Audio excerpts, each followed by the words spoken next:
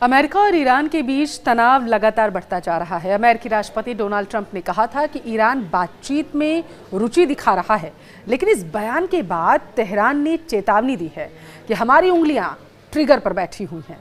इस बीच अमेरिका का सबसे विध्वंसक युद्धपोत यानी कि यूएसएस अब्राहम लिंकन ईरान के बेहद करीब पहुंच चुका है। अब ये कितना खतरनाक है, क्या इसकी खासियत है और क्या ईरान को अब इससे डरना चाहिए, आइए विस्तार से जानते हैं। नमस्कार, आपके साथ मैं पल्लवी रविंद्र सिंह। देखिए, अमेरिका के जंगी बेड़े का ईरान के पास पहुंचना यह संकेत देता है कि कुछ बड़ा होने वाला है।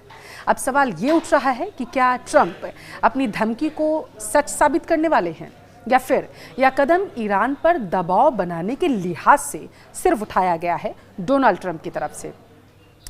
अमेरिकी aircraft carrier USS Abraham Lincoln के साथ पूरा जंगी बेड़ा चलता है। यहाँ आप ये ध्यान दीजिएगा, और इस युद्धपोत को अमेरिका के दुश्मनों का काल भी माना जाता है और कहा जाता है कि यह युद्धपोत अकेले ही ईरान की पूरी सेना को धूल चटा सकता है, पूरी तरीके से निस्तनाबूद कर सकता है। अब इसके साथ स्ट्राइक ग्रुप में गाइडेड मिसाइल क्रूजर, विध्वंसक जहाज, सबमरीन और अन्य युद्धपोत शामिल होते हैं। यूएसएस अब्राहम लिंकन को समुद्र में चलने वाला सबसे बड़ा जंगी बेड़ा माना जाता है और इस युद्धपोत पर अमेरिका के सबसे बड़ा घातक लड़ाकू विमान तैनात रहता है।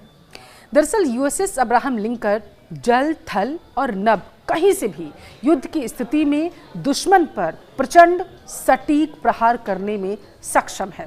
और अगर अमेरिकी राष्ट्रपति डोनाल्ड ट्रंप ने ईरान को नक्शे से मिटाने की अब धमकी दी है, तो इसके पीछे अमेरिका के पास मौजूद घातक हथियारों की ताकत भी है। रक्षा विशेषज्ञों का मानना है कि अमेरिका के पास ऐसे विध्वंसक हथियार हैं जो ईरान की पूरी सेना पर भारी पड़ सकता है। अमेरिका के कई खास हथियार सिस्टम ईरान के सैन्य ठिकानों और मिसाइल साइट्स जैसे कि खतरनाक टारगेट को चंद मिनटों में ही निशाना बना सकते हैं। ईरान के एयर डिफेंस सिस्टम के लिए अमेरिकी लड़ाकू विमानों और मिसाइलों को रोक पाना मुश्किल माना जा रहा है। अमेरिका के पास ऐसे लगभग 5 हथियार हैं जिनका तोड़ ईरान के पास है ही नहीं।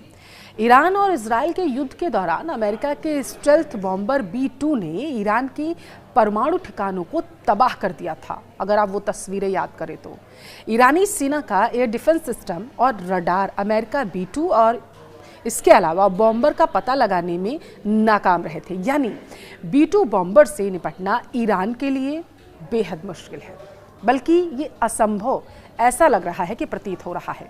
अब महत्वपूर्ण बात यह है कि अमेरिका 52 नए B-2 बॉम्बर तैयार कर रहा है, जिससे यह संकेत मिलता हुआ नजर आ रहा है कि अमेरिका युद्ध की योजना को लेकर कुछ ज़्यादा ही बड़ा सोच रहा है। और अगर बात अमेरिका के टॉमहॉक मिसाइल की जाए तो यह मिसाइल ईरान में बर्बादी की नई इबारत लिख सकती है।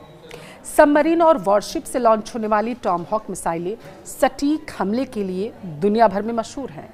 यह वही मिसाइल है जिसकी मांग यूक्रेन के राष्ट्रपति जेलेंस्की ने ट्रंप से मुलाकात में की थी, लेकिन ट्रंप ने इसे देने से साफ इनकार कर दिया था।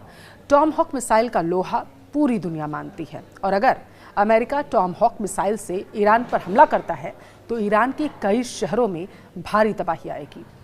अमेरिकी F-35 और F-22 दुनिया के सबसे बेहतरीन लड़ाकू विमानों में से एक माने जाते हैं। ये दोनों ही 5वीं पीढ़ी के लड़ाकू विमान हैं। वहीं ईरान की बात करें तो ईरानी वायुसेना आज भी दशकों पुराने लड़ाकू विमानों का इस्तेमाल कर रही है। अब ऐसे में अमेरिकी वायुसेना के सामने ईरानी वायुसेना टिक पाएगी या लगभग अब नामुमकिन सा लग रहा है।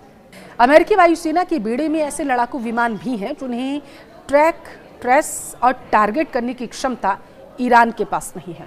अमेरिकी MQ-9 रीपर एक खतरनाक ड्रोन है जो 50,000 फुट की ऊंचाई पर उड़ान भर सकता है और 1850 किलोमीटर तक टारगेट को हिट भी कर सकता है। वाशिंगटन इसे ईरान के सैन्य ठिकानों पर बड़े हमलों के लिए इस्तेमाल कर सकता है और यह ड्रोन 27 घंटे से लेकर लगभग 42 घंटे तक उड़ान भर सकता है।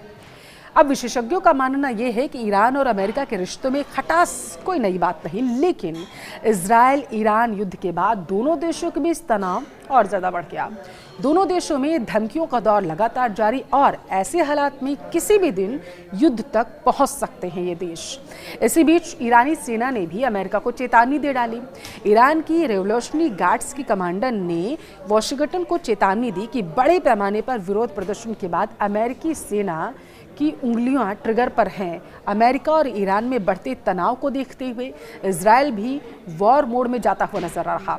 देखिए, देश में अलर्ट स्तर पर बढ़ाने के साथ ही लोगों को ही ईरान की ओर से किसी भी संभावित हमले से निपटने के लिए पुलिस, फायर ब्रिगेड और अन्य इमरजेंसी सेवाओं को सक्रिय कर दिया गया।